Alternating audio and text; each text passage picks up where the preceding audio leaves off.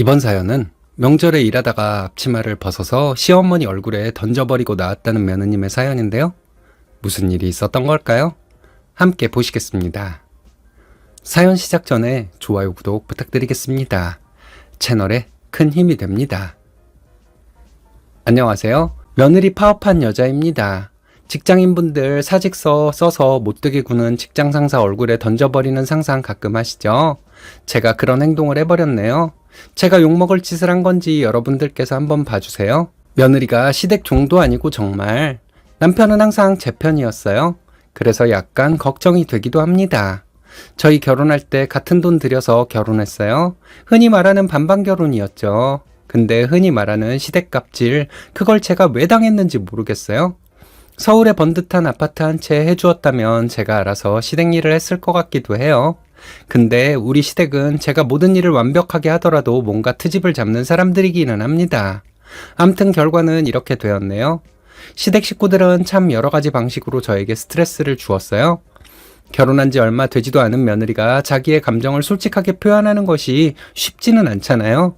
제가 그렇게 소극적인 성격도 아닌데도 그건 솔직히 불가능하더라고요. 바로 표현하지 못하고 기분 나쁜 것을 속으로만 생각하다 보니 점점 스트레스가 쌓였습니다. 저는 처음에 착한 며느리였어요. 시댁을 계속 겪다 보니 변하더라고요. 이 사람들은 착하게 구는 사람들에게 더 못되게 구는 사람들이구나. 이 결론이 자꾸 머릿속에 맴돌았습니다. 누구에게라도 털어놓고 조언을 구했으면 했지만 그게 쉽지는 않더라고요. 자존심 때문이었겠죠. 친구들에게 말하자니 내가 결혼을 잘못했다는 뜻이 되니까 말하고 싶지 않았습니다. 가끔 판 같은 커뮤니티 고민글에 달린 댓글들을 보면 시댁에 가서 1년에 며칠이나 일한다고 이런 댓글이 보여요. 남자분들이 단 댓글 같습니다. 맞아요. 1년에 시댁에 며칠이나 가서 일하겠어요. 근데 저는 결혼할 때 남편과 반반 결혼을 했고 비슷하게 벌면서 맞벌이를 하고 있거든요. 먼 미래를 생각해봐도 유산은 친정이 많았으면 많았지 시댁보다 적지 않습니다. 시댁 식구들은 제가 함께 있으면 전혀 안 움직이려는 사람들입니다. 어떻게 그렇게 며느리만 일을 해야 한다고 생각하는지 모르겠어요. 저는 이해가 전혀 안 가거든요. 거의 같은 비용 들여서 결혼했고 같이 벌고 있는데요. 나중에 물려받을 돈도 양가 비슷한데 시댁 식구들은 왜 이런 생각을 하고 있는지 모르겠어요. 개념이 너무 없는 거 아닌가요? 결혼 후에 저는 나름대로 제가 잘하면 시댁도 저에게 잘할 것이라 생각했습니다. 그리고 저는 시댁 식구들에게 맞춰주려고 노력했죠. 그랬더니 저는 무슨 일이 있을 때마다 시댁에 불려가는 신세가 되더라고요. 시댁에 갈 일이 있으면 며칠 전부터 소화가 안 되고 몸이 안 좋아질 정도였습니다. 다녀오고 나서 또 며칠 몸도 힘들고 마음도 힘들고, 근데 솔직히 마음이 더 힘들더라고요. 지금은 남편이 제 편을 드는 사람이라 다행이지만 앞으로 어떻게 될지는 장담할 수 없는 것이라 생각합니다. 저희가 시댁에 가면 시어머니는 무조건 저를 부엌으로 부르셨어요. 시어머니는 제가 도착하기 전부터 부엌에서 일을 벌이고 계셨죠. 저는 시어머니가 만들어 놓은 일거리 속에 파묻혀 있어야 했습니다. 평소에는 물론 명절에는 더더욱 그랬죠. 신혼 때는 친척들이 누가 누군지 분간도 어렵잖아요.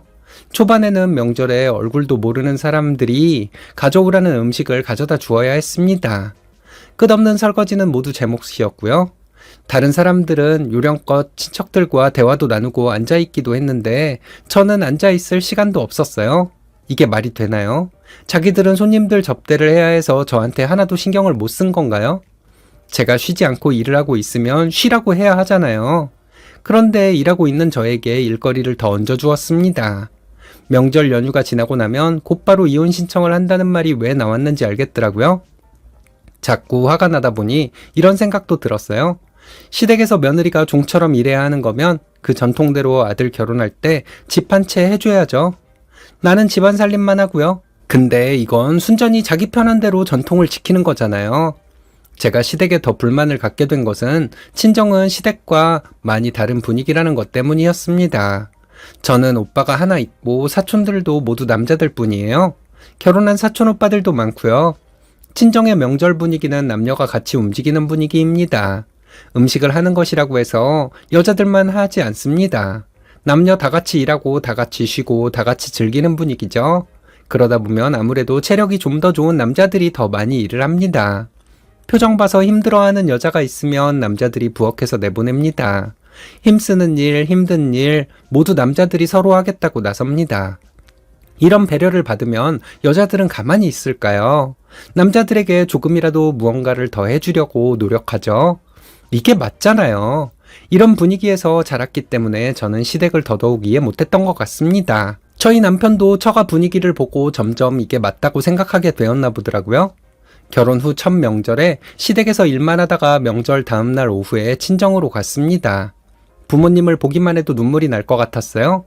막상 친정에 도착해서 보니 너무 허무했습니다. 저희 부모님 두 분만 저희를 기다리고 계셨거든요. 명절 치르고 모두 돌아간 거죠. 남편은 명절이라고 자기 사촌 형제들까지 오랜만에 만나서 신나게 놀고 먹었는데 저는 저희 친오빠조차 못 봤으니 얼마나 불공평한 것일까요? 다른 집 며느리들도 다 그렇다고 믿고 그냥 수능을 해야 한다는 건지 정말 이런 생각에 저는 미칠 것 같았습니다. 솔직히 말해서 제가 저희 오빠를 자주 못 보는 것은 아니에요. 오빠와 새언니는 저와 친하게 지냅니다. 친정에서 보는 것이 아니더라도 가끔 오빠네 가족들과 함께 외식을 하기도 해요. 그만큼 집이 가깝기도 하고요. 하지만 사촌은 다르잖아요. 나도 명절 아니면 사촌들을 만날 기회가 별로 없는데 말이죠. 이런 여러 가지 부정적인 생각이 들었던 것은 명절에 몸이 힘들었기 때문이기도 하겠죠. 하지만 몸이 힘든 것보다 결과적으로 마음이 힘든 것이 더 힘들었습니다. 나는 왜 이 집에서 여종처럼 일을 하고 있고 저 사람들이 신나게 즐길 수 있도록 나는 왜 희생하고 있어야 하는가? 이 문제가 저를 참 괴롭게 만들었습니다. 처음부터 남편은 제 얘기를 잘 들어주는 사람이었어요. 제가 짜증을 내기도 했는데 남편은 제 짜증을 잘 받아주었습니다. 제 얘기를 듣고 남편은 언제나 제 편에서 생각해보고 말을 해주었죠. 첫 명절 이후부터는 남편도 제가 일하고 있을 때 함께 일을 했습니다. 다른 사람들은 저희를 전혀 신경도 쓰지 않았고요. 시어머니가 자주 말씀하시던 여자는 이런 것이 이유라면 신우는 왜 부엌 근처에 얼씬도 하지 않았을까요? 명절에도 신우는 놀고 먹기만 했습니다. 이런 신우를 보면서 신우는 시댁에서 나처럼 고생하고 왔을 테니까 편의를 봐주자. 이렇게 생각해야 했을까요? 근데 웃긴 건 신우는 시부모님 두 분 다 돌아가시고 안 계시다는 거예요. 신우는 명절에 갈 시댁이 없다는 겁니다. 그럼 신우는 명절에 자기 친정에 와 있는 거죠. 명절 전날부터 차례 음식 준비하고 정리하는 난리통에 신우는 왔다 갔다 하면서 음식을 집어먹기만 할 뿐 전혀 일을 하지 않았습니다. 안 보인다 싶으면 방에 틀어박혀서 핸드폰 보고 있거나 자고 있었죠. 친척들이 오면 신우도 손님처럼 함께 먹고 즐기고 있었고요. 기대도 하지 않고 신우에게 설거지를 해달라고 말해본 적이 있습니다. 시어머니가 대답을 중간에서 가로채시더군요. 일하는 애 이런 때 쉬어야지 언제 쉬니? 치사촌들도 이런 때나 만나는데 그게 그렇게 고가워서 일을 시키니? 그냥 네가 해. 이러셨어요. 저도 일하는 사람인 거 시어머니도 아시잖아요. 신우는 친정에서 사촌들이랑 신나게 웃고 떠들고 있지만 저는 사촌들을 만나지도 못하잖아요. 그럼 저에게 친정으로 가라고 하던지 시댁에서 함께 웃고 즐길 수 있도록 해주던지 해야 하는 거 아닐까요? 저의 희생 위에 시댁의 화목이란 꽃이 피는 걸까요? 제가 생각하기에는 신우보다 제가 남편의 사촌들과 더 함께 시간을 보내야 하지 않을까요? 저는 그 사람들과 그때 아니면 친해질 기회가 없잖아요. 그럴 필요 없다는 듯한 시어머니의 행동은 그럼 제가 그 집 식구가 아니란 뜻이겠죠. 며느리가 종이라면 세경이라도 줘야죠. 결혼 후 두 번째 명절에는 한참 전부터 가슴이 답답해졌습니다. 뭔가 모르게 숨구멍이 좁아진 느낌이었어요. 시어머니는 저에게 명절 2주 전부터 전화를 해서 명절 연휴 때 언제 올 거냐고 물으셨습니다. 물어봐 놓고 제가 대답도 하기 전에 명절 이틀 전에 오라고 할 거면 물어보기는 왜 하셨는지 저는 화가 많이 났지만 꾹 참고 시어머니께 말씀드렸어요. 명절 전날 시댁으로 가겠다고요? 시어머니는 잠시 말씀이 없으시더니 흔쾌히 그렇게 하라고 하셨어요. 제가 시어머니를 나쁘게만 보고 있어서 그랬는지는 모르겠지만 시어머니가 흔쾌히 허락하는 것도 기분이 나빴습니다. 시어머니가 풍긴 뉘앙스는 분명 인심 쓴다는 듯한 것이었거든요. 원래는 말도 안 되는 거지만 네가 그렇게 하고 싶다니 내가 허락하마. 이런 분위기 너무 화가 나니까 두통까지 오더라고요. 시댁에 도착해서 보니까 신혼에는 벌써 와 있더라고요. 그 전날 왔다는 것이었어요. 저희가 도착했을 때 신우는 늦잠을 자고 있는 중이었습니다. 순간 또 화가 나는 게 뭐였는 줄 아세요? 시어머니가 명절 이틀 전에 오라고 했던 이유는 신우네가 그때 오니 신우네의 수발을 들라는 것이었습니다.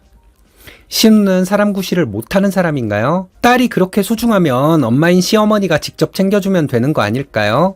꼭 며느리를 불러서 자기 딸 챙겨주게 만들어야 속이 시원한 건가요? 저는 그때 남편과 함께 부엌에서 일했습니다. 시어머니는 계속 남편을 내보내려 하더라고요. 하지만 남편은 나가려 하지 않았어요. 만약 남편이 시어머니 말에 따라 부엌에서 나가 있었다면 저는 조금 더 일찍 앞치마를 벗어버렸을 것 같습니다. 남편이 본인 말을 듣지 않고 저와 함께 일을 하고 있으니까 시어머니는 너는 운전하고 오느라 피곤했을 텐데 방에 가서 자지 않고 여기서 뭘 일을 하고 있어? 하셨습니다. 30분 운전한 것이 그렇게 피곤할 일인지 저는 처음 알았네요. 신우는 일하니까 만성피로에 시달리는 사람이고 나는 일을 하지만 전혀 안 피곤한 사람이다. 남편은 운전하고 왔으니까 피곤하고 나는 같은 시간에 자고 일어났지만 운전은 하지 않았으니 안 피곤한 사람이다. 결국은 이런 말씀이었죠. 신우는 점심때가 다 되어서 일어나 부엌으로 왔습니다. 점심은 언제 먹을 거야? 하고 묻더군요. 배고프세요? 밥솥에 밥 있어요. 묵국 있고요. 하고 말했죠. 신우는 저를 노려보더니 나가버리더라고요. 신우 눈빛이 기분이 나빴는데 잠시 후에 시어머니가 부엌으로 오셨습니다. 그리고는 신우 밥을 차려주라는 것이었어요. 남편도 저와 함께 일을 하고 있다가 힘이 들었겠죠. 알아서 차려 먹으면 되지. 왜 그걸 차려달래요? 하더라고요. 시어머니는 그거 잠깐 차려주는 게 뭐가 힘들다고 그래? 잠깐 차려주고 하던 거 하면 되지. 하면서 되려 화를 내시는 거예요.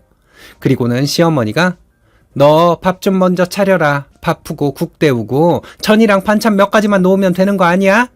하시는데 목소리도 참 쩌렁쩌렁 하시더라고요. 누가 화를 내야 하는 상황인데 시어머니가 그렇게 큰 소리를 치는지 도무지 이해가 가지 않았습니다. 너무 화가 나니 손발이 다 떨리더라고요. 남편이 시어머니에게 뭐라고 말하려는 찰나 제가 먼저 소리를 질렀습니다. 우리 당장 친정으로 가! 하면서 소리를 질렀어요. 시어머니는 저보다 더 소리를 지르더군요. 지금 뭐라고 했냐고 묻길래 친정 간다고요. 왜요? 하고 저도 날카로운 목소리로 소리를 질렀어요. 시어머니는 갑자기 웃음을 터뜨리더니 너 그따위로 하고 나가면 여기 못 온다 하시더라고요. 다시는 안 와요. 내가 여기서 며칠 동안 얼굴도 모르는 사람들 밥이나 차려야 하겠어요? 이제 안 해요. 형님은 안 하니까 어머니 혼자 하셔야겠네요. 명절 잘 치르세요. 했습니다. 시어머니는 도대체 뭘 배우고 시집 온 건지 나중에 네 자식들 배우면 어쩌려고 이러니 당장 무릎 꿇지 못해? 하셨습니다. 정말 미친년 소리가 목구멍까지 나오려는 거 가까스로 참았네요. 다시 안 올 거고 이제 저 이 집 며느리 아니에요. 근데 왜 무릎을 꿇어요? 확실하게 알아두세요. 하고 풀어서 들고 있던 앞치마 시어머니 얼굴에 던져버렸어요. 시어머니는 저에게 달려들었습니다. 남편이 중간에서 시어머니 밀쳐버리고 말했어요. 며느리가 하녀야? 누나는 장애인이야? 됐어. 다 필요 없으니까 우리 이제 없는 자식인 줄 알아. 하고 소리를 질렀습니다. 친정으로 오는 내내 남편이 저에게 미안해서 어쩔 줄 모르더라고요. 다음날 저녁에 시어머니가 남편에게 전화를 해서는 화를 내셨다고 합니다. 남편이 엄마는 며느리한테 따귀를 맞아야 정신을 차릴 거야 했더니 시어머니는 말문이 막혀 전화를 끊으셨다고 합니다. 그때부터 남편이 확실하게 제 편이 되어주니까 마음이 편해졌어요. 그동안 시댁에서 하녀 취급받아서 속상했던 것도 많이 풀리고요. 게다가 남편이 친정부모님께 너무 잘하니까 제가 좀 마음이 불편했습니다. 남편에게 미안하다고 했더니 마음 약해지지 말라고 말해주었어요. 암튼 그런 일이 있고 나서 2년이 지났습니다. 연말도 다가오고 해서 시댁에 전화를 한번 해볼까 하는데 여러분들은 어떻게 생각하시나요? 제가 판단이 서지 않아 이렇게 글을 보내봅니다. 현명한 남편이네요. 남편과 상의를 해서 결정해야 할 문제 같습니다. 남편의 의견을 묻지 않고 전화를 하는 것은 오버인 것 같은데 여러분들의 생각은 어떤가요?